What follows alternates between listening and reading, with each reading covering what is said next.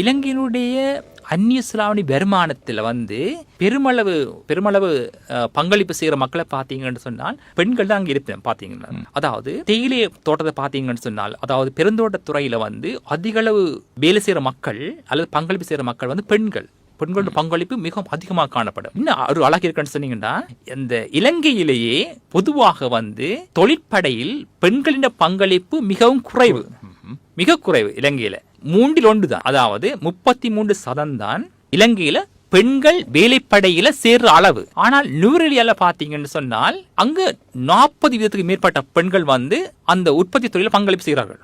40க்கு மேற்பட்டு, அதாவது பெண்கள் தான் அதிக அளவு வேலைப்படையில ஈடுபடுகணும்.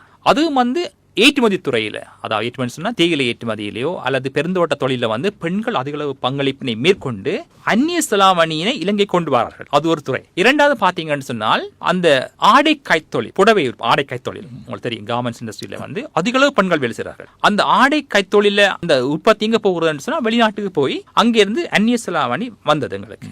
இன்னும் ஒன்று இருந்தது, அதாவது மத்திய கிழக்கு நாடுகளில் இருந்து அதிக அளவு பெண்கள் வேலை வாய்ப்பினை பெற்று அதிக அளவு அந்நிய செலாவணி ஈட்டி தந்தார்கள். இப்பொழுது குறைஞ்சு போயிருக்குது. ஆகவே கடந்த காலங்களிலும் பார்த்தீங்கன்னு சொன்னா, அல்லது தற்பொழுதும் கூட இலங்கையில அந்நிய செலாவணியினை இலங்கைக்கு கொண்டு வரதுல பெண்களின் பங்களிப்பு மிகவும் அதிகமாக காணப்படுகின்றது. அதை நீங்கள் இலக்கையில அறிந்து கொள்ளலாம்.